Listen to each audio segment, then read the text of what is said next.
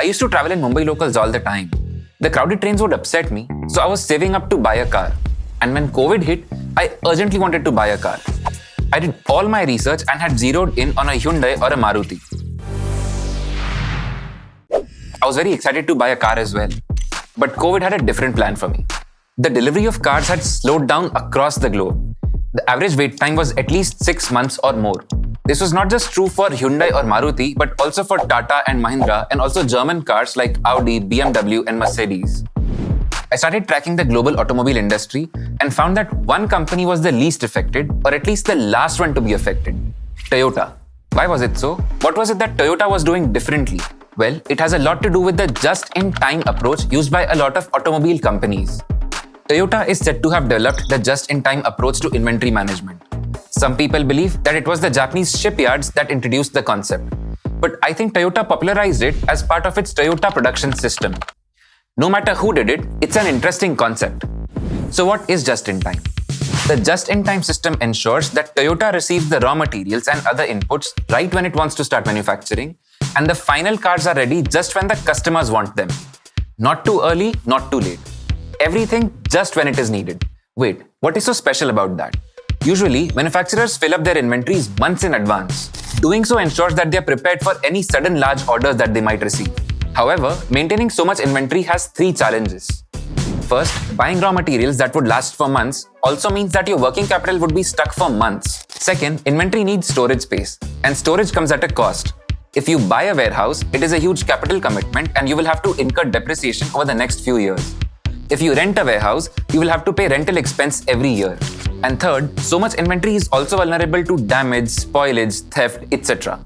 Now you compare that with the just-in-time approach. You will require working capital for fewer days.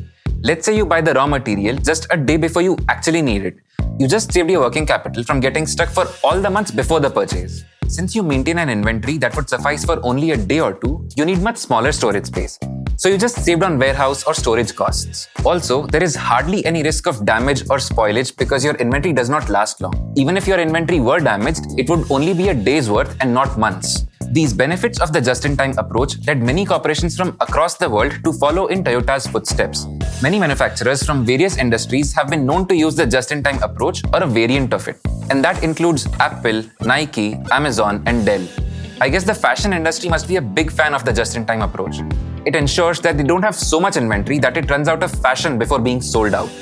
However, manufacturers that depend on seasonal raw materials or make products of seasonal consumption might find it difficult to adopt the just-in-time approach.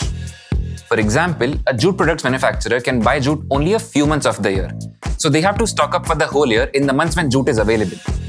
Also, air conditioner manufacturers might see demand spike in summer months and muted sales in the rest of the year.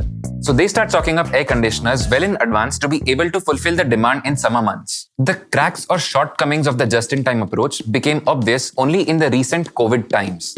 International shipping was slowing down, sourcing raw materials was becoming difficult, localized outbreaks would shut down companies. So if a component part supplier had to shut down her factory, the automobile company following the just-in-time approach would have to shut down production in just a day or two. And that is why Mercedes, Skoda, General Motors and Ford all had to scale down their production. Even in India, Maruti Suzuki, Hyundai and Tata Motors were selling fewer units due to the unavailability of chips and other parts. And like I said in the beginning of this episode, the last one to be affected from all of this was Toyota, the very company that perfected and popularized the just-in-time approach. How did that happen?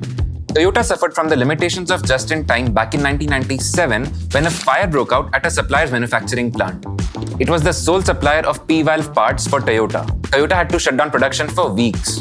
Following this incident, Toyota identified key parts of production and started maintaining higher levels of inventory to avoid shock production losses. While many car makers had to slow down production due to chip shortage, Toyota was the last one to be affected. I would like to believe that now Toyota maintains multiple vendors for every input part.